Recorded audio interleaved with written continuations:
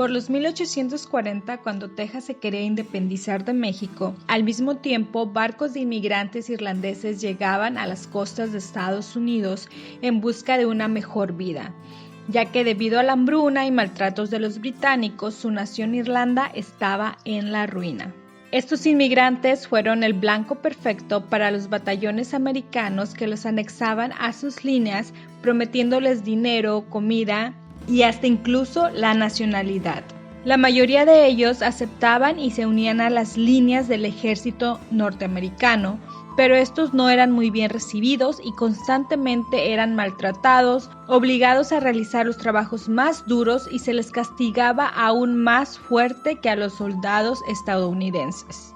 En esa época se tenía una postura nativista, una ideología en la cual los extranjeros nunca son bien recibidos, ya sea por el conjunto de toda la sociedad o por alguno de los grupos étnicos de dicha sociedad, al considerar a los extranjeros distintos a ellos por origen geográfico, religión o cualquier otro rasgo socioeconómico.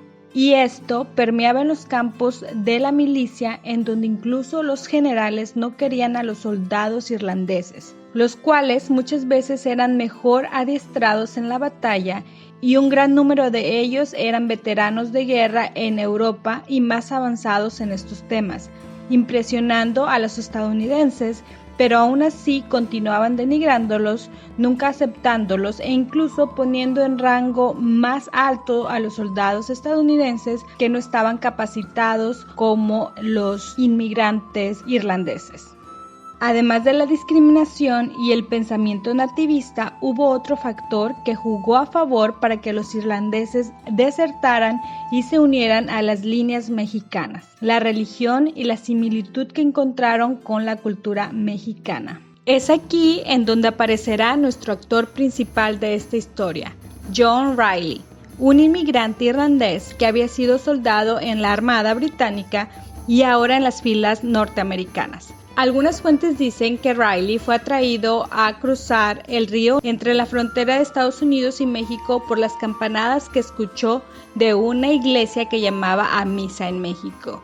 Y así cada semana asistía a una iglesia católica en Matamoros, en donde además de compartir la religión, Riley se percató cómo México era muy similar a Irlanda en la cantidad de santuarios e iglesias católicas que caracterizaban al país, la vida social y el entretenimiento. Y el hecho de que la iglesia católica estuviera en su núcleo trajo una nostalgia de su tierra natal.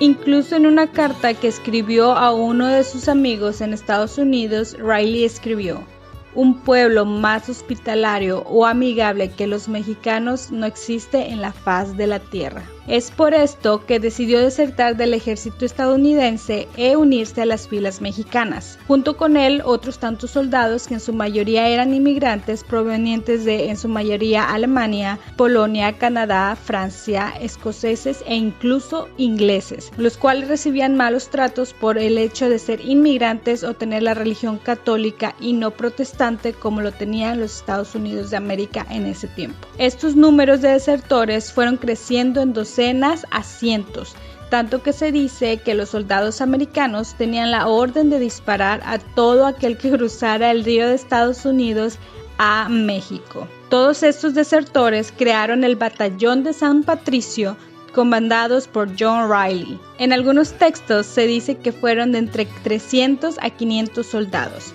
en otros dicen que fueron hasta 700, pero eso sí, nunca fueron más de 1000 soldados. Esto viene a colación porque más adelante veremos cómo este batallón jugó una parte muy importante en las líneas mexicanas. Y aquí, spoiler alert, los patricios no pudieron ganar la guerra junto a los mexicanos, pero siempre en todas las batallas en las que ellos estaban, daban la mayor baja a los escuadrones de Estados Unidos. Una de las principales batallas en donde los patricios demostraron gran coraje y valentía fue en la batalla de Monterrey, en donde incluso se dice que uno de los soldados le dijo a su comandante estadounidense: "Estamos perdidos", a lo que el comandante americano exclamó: "Lo sé". En esta batalla, Santa Anna por ninguna razón aparente mandó al ejército mexicano a retirarse, incluso cuando tenía las de ganar, cosa que nunca entenderemos, pero bueno, todos sabemos el tipo de figura que era Santa Anna. Después de la batalla de Monterrey se organizaron y fueron a San Luis Potosí, a donde Santa Anna los había mandado a retirarse. Fue ahí, en San Luis Potosí, en donde el batallón tomó forma y llegaron a tener su propia bandera, que era una bandera verde con el arpa irlandesa y los tréboles, todo tejido en color dorado, que se dice que fue tejido por manos de monjitas piadosas del convento de San Luis Potosí. E incluso también tenía la leyenda en irlandés Erin Go Bragh, que significa Irlanda por siempre o Irlanda hasta el final. Con esta bandera, vistiendo el uniforme mexicano y bajo el mando de John Riley, en Coahuila también dieron gran batalla y capturaron armamentos estadounidenses. Fue tan reconocida su participación que el gobierno les otorgó a varios miembros del batallón medallas y pedazos de tierra en México. En su última batalla en Churubusco, estos fueron capturados no sin antes dar guerra y muchos de ellos morir en el campo de batalla. Se dice que la batalla duró 3 horas, en donde después que se les acabara la munición y tras que Santa Anna les había mandado otra munición que no cabía en sus armamentos, estos decidieron batirse cuerpo a cuerpo y tomar feroz venganza en contra de esos generales que los habían maltratado por tanto tiempo. De ahí que en esta batalla se vio una gran muerte de generales de Estados Unidos en el campo de batalla. En varios textos aparece la historia que cada vez que en las batallas el ejército mexicano quería rendirse ondeando la bandera blanca en señal de rendición, un patricio la derribaba y seguía peleando. Los patricios eran feroces en enfrentamiento cuerpo a cuerpo y sabían que si eran capturados por los estadounidenses, su suerte sería muy mala. Por eso no era opción rendirse. Después de horas de lucha y tras una explosión en la reserva de la munición de armas del lado mexicano, México decidió rendirse. Los apatricios fueron capturados y muchos de ellos fueron tomados y llevados a un punto alto en donde fueron amarrados a la horca y esperaron el momento en que la bandera mexicana fuera bajada y en lugar de ella se izara la de Estados Unidos. Fue ahí donde el coronel ordenaba soltar las amarras y dejar caerlos para morir por ahorcamiento, pero no sin antes gritar Erin Go Bragh, Irlanda hasta la muerte. Los demás integrantes del batallón de San Patricio que fueron capturados no se les pudo juzgar por traición, ya que ellos habían desertado incluso antes de que la guerra iniciara. Entre ellos el general Riley, que junto con los otros soldados fueron marcados con una D en el rostro con un hierro incandescente en señal de detractores.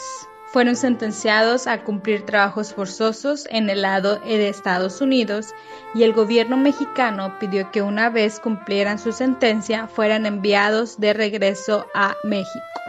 Muchos de ellos murieron cumpliendo su sentencia, otros escaparon, otros regresaron a su país de origen y otros se quedaron a vivir en México. Se dice que el general Riley murió en Veracruz por alcoholismo, en donde existe un récord de la muerte de un Juan Riley de origen irlandés.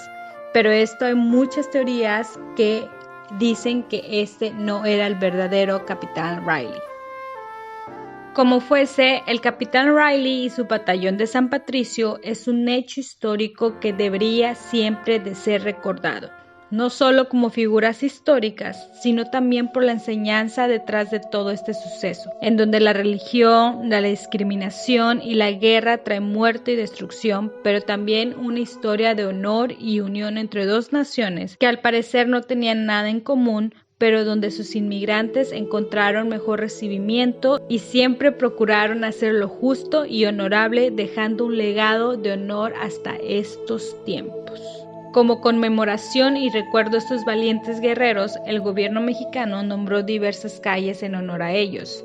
De igual forma, se les recuerda en varias escuelas, iglesias y monumentos. El batallón de San Patricio es conmemorado en 2 diferentes días en México, el primero el 12 de septiembre, el aniversario de las primeras ejecuciones, y el otro el 17 de marzo, Día de San Patricio. Hay un monumento dedicado a ellos en la Plaza de San Jacinto, en el que se dispuso una placa conmemorativa del batallón de San Patricio.